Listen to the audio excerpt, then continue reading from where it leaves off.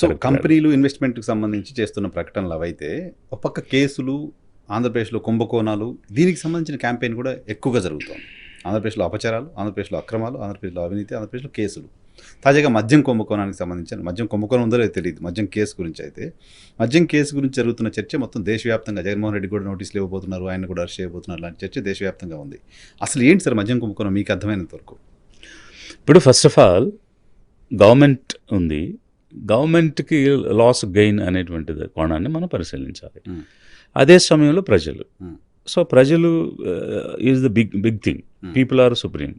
So ప్రజలకు ఏం నష్టం జరిగింది, ప్రజలకు మేలు చేసే కార్యక్రమాలు మనం ఏం చేయాలనేది చూడాలి. అలాంటి సందర్భంలో ఈ పర్టికులర్ యాక్టివిటీలో ఎక్కడ కూడా డాక్యుమెంటరీ ఎవిడెన్స్, ఎక్కడైనా డబ్బు వెళ్ళిందని కానీ వచ్చిందని కానీ, లేకపోతే కిక్ బ్యాక్స్ అందాయని కానీ, క్విడ్ ప్రోకో జరిగిందని కానీ, అట్లాంటి సిచ్యువేషన్స్ డాక్యుమెంటేషన్ ఎక్కడ కనిపించడం లేదు. సార్ మీ అబ్జర్వేషన్ ప్రకారం మొత్తం ఈ మద్యానికి సంబంధించిన అంశంలో బ్యూరోక్రసీ పాత్ర ఏం లేదా? పాలసీ మేకింగ్లో పాలసీ మార్చారు, పాలసీ మార్చడం ద్వారా డబ్బులు సంపాదించారు, అవినీతికి పాల్పడ్డారు అంటున్నారు. పాలసీ మేకింగ్లో పార్టిసిపేట్ చేసిన అధికారుల పాత్ర ఏంటి, మంత్రి పాత్ర ఏంటి, మంత్రిమండలి పాత్ర ఏంటి? ఎగ్జాక్ట్లీ. సో ఇప్పుడు పాలసీని చేంజ్ చేసినప్పుడు పాలసీ చేంజ్ చేయడానికి గల కారణాలు ఏంటి? ఇప్పుడు అందులో ఉన్నటువంటి తప్పుల్ని ఈ కొత్తగా తీసుకొచ్చే పాలసీ ఎలా రెక్టిఫై చేయగలుగుతుంది? ఇది దానికంటే ఏ విధంగా మెరుగైనటువంటిది, బెటర్ మెథడ్. మళ్ళీ ఇదంతట్లో కూడా ఈ బెటర్ మెథడ్లో పబ్లిక్ ఇంట్రెస్ట్ ఏంటి, whether public interest has been protected or not, అది ఫైనల్ అల్టిమేట్ ఎయిమ్ ఏంటి? Any policy by any government people సెంట్రిక్గా, అంటే పీపుల్ సెంట్రిక్గా వాళ్ళకి మేలు జరిగే విధంగా ఉండాలి. అలా ఏం మేలు జరిగిందని వాళ్ళు మార్చారు. ఆ మార్చిన క్రమంలో పాత పాలసీని కాదన్నప్పుడు ఏ రకమైనటువంటి నోటేషన్ ఉంది, దాని మీద ఏ రకమైనటువంటి జస్టిఫికేషన్ ఉంది, ఇప్పుడు మీరు ఎలా మార్చారు? ఇందులో ఇన్వాల్వ్ అయిన వాళ్ళు అందరూ ఎవరు, వాళ్ళందరి మీద కేసు లేకుండా అసలు పాలసీ మార్చారు, బ్రాండ్లు ఆపారు.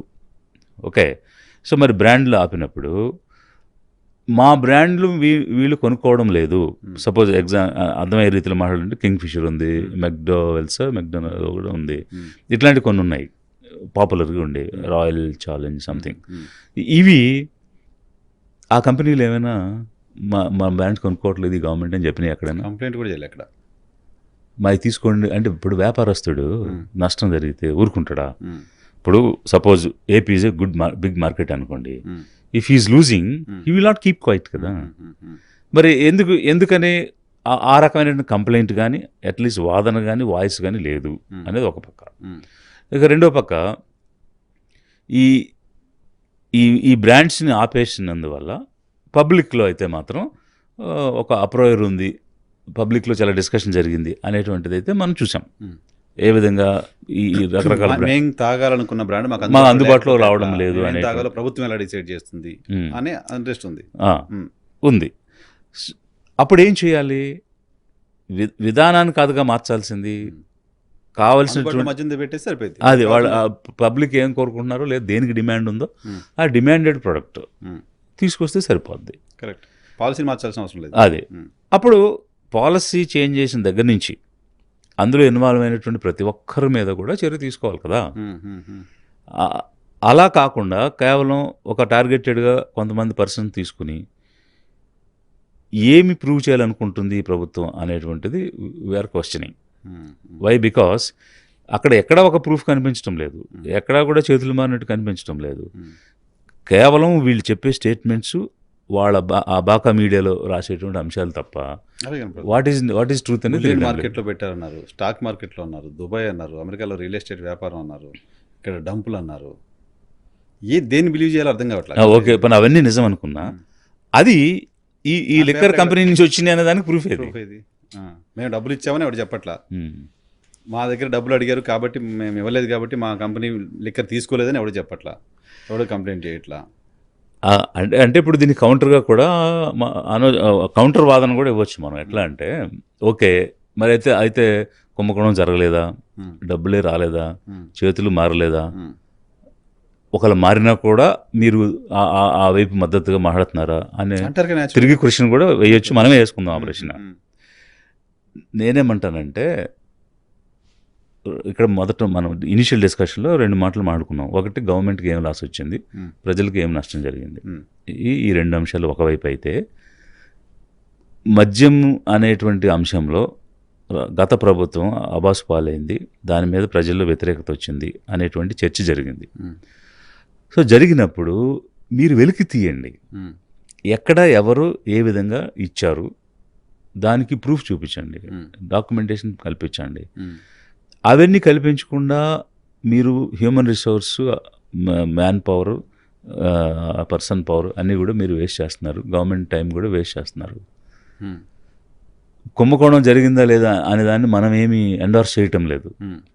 జరుగుంటే వెలుగు తీయాలి, వెలుగు తీయాలి చెప్పడం కాదు. అపోజిషన్లో ఉన్నప్పుడు చెప్పడం వేరు.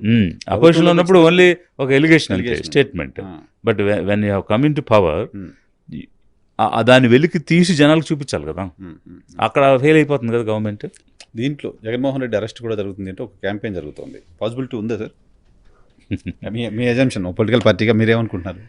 అది అంత అంటే ఈ పర్టికులర్ పాయింట్ మీద అయితే I don't think there is any possibility.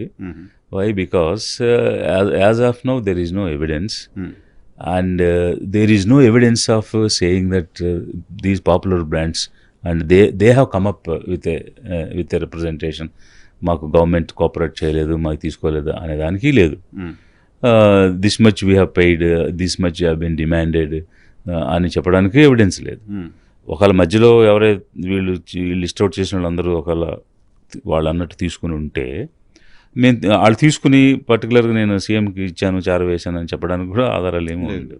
So documentary proof లేకుండా ఇప్పుడు వచ్చిన ఈ కొత్త సెక్షన్స్ పేర్లు వచ్చినాయి కదా, బిఎన్ఎస్ రకరకాలు వచ్చినాయి కదా, మరి వాటి ప్రకారంగా అయితే వితౌట్ డాక్యుమెంటరీ ప్రూఫ్ అరెస్ట్ చేసే అవకాశం లేదు సార్. ఇప్పుడు ఓ డిస్లరీ జగన్మోహన్ రెడ్డికి లంచం ఇచ్చింది. ఓ డిస్లరీ మా బ్రాండ్ అమ్ము అని ఒక 10,000 రూపాయలు లంచం ఇచ్చారనుకుందాం. ఆ లంచం ఆ డిస్లరీ వైట్ మనీలో ఇవ్వదు కదా, బ్లాక్లో ఇస్తుంది కదా. వాళ్ళు ఎవరైనా వచ్చి మేము జగన్మోహన్ రెడ్డికి లంచం ఇచ్చామని చెప్తారా? చెప్తే ఆ డబ్బులు ఎక్కడి నుంచి తెచ్చారో కూడా చెప్పాలి కదా. పాసిబిలిటీ ఉంటుందా అంటే ఎస్టాబ్లిష్ చేయడానికి పాసిబిలిటీ ఉంటుందా అని? అంటే కొంత సర్వీస్ ఛార్జెస్ అని అవన్నీ ఇవన్నీ వాళ్ళు రూటింగ్ చేస్తారు. ఇప్పుడు సిఎస్ఆర్ లాగా అంటే వాళ్ళ అకౌంట్స్లో డిఫరెంట్ హెడ్స్ కింద చూపించుకుని చేసేది కూడా ఉంటుంది. బట్ ఏదేమైనా మన ఆన్లైన్ ట్రాన్సాక్షన్ పేపర్ డాక్యుమెంటేషన్ ఉండాల్సిందే.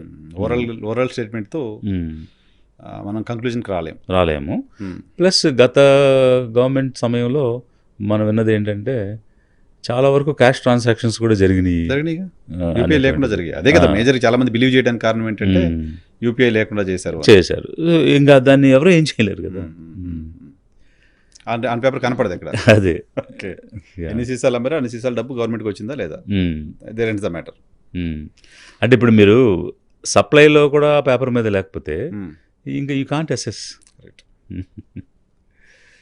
రైట్ సార్, చూద్దాం. మద్యం కేసులో జగన్మోహన్ రెడ్డి అరెస్ట్కి సంబంధించిన స్పెక్యులేషన్ ఉంది, ఏం జరుగుతుందో చూద్దాం.